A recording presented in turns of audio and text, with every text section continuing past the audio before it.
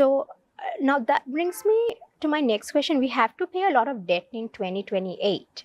So do we have the necessary framework to pay back all this debt in 2028, and not just to pay back debt but to remain stable while we do that? At the moment, I think yes. If we continue in that direction, I think we can manage. But the challenge would be afterwards, because if we do not, as I mentioned, grow the economy, we will fail.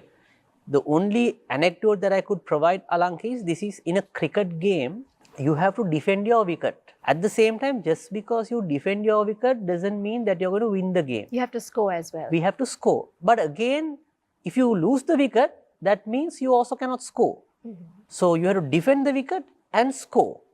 And at the same time, just defending the wicket doesn't mean that you're going to win. So in the same way, you have to remain stability. To do that, you have to be in the same structure.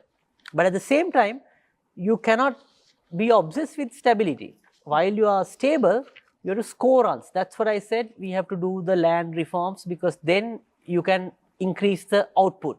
We have to do labor reforms so more people can join the labor force. Our female labor force participation is extremely low. So I think there has to be labor regulatory changes. There female can join the labor force.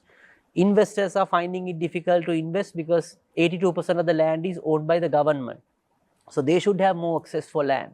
Capital, there are problems with someone is going to set up a business, register a business, so many barriers.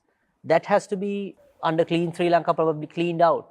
So then they can come and join the workforce. So when you do that, then you are scoring runs. If you don't do it, if you are only thinking about the macro stability and debt to GDP ratio and income, government revenue to GDP, then you're only defending the wicket. Sure. You're okay, but after 2028, you're going to face a big problem. And at one point, when you're defending the wicket, is basically, it means you're losing if you're only defending the wicket. So you have to score runs.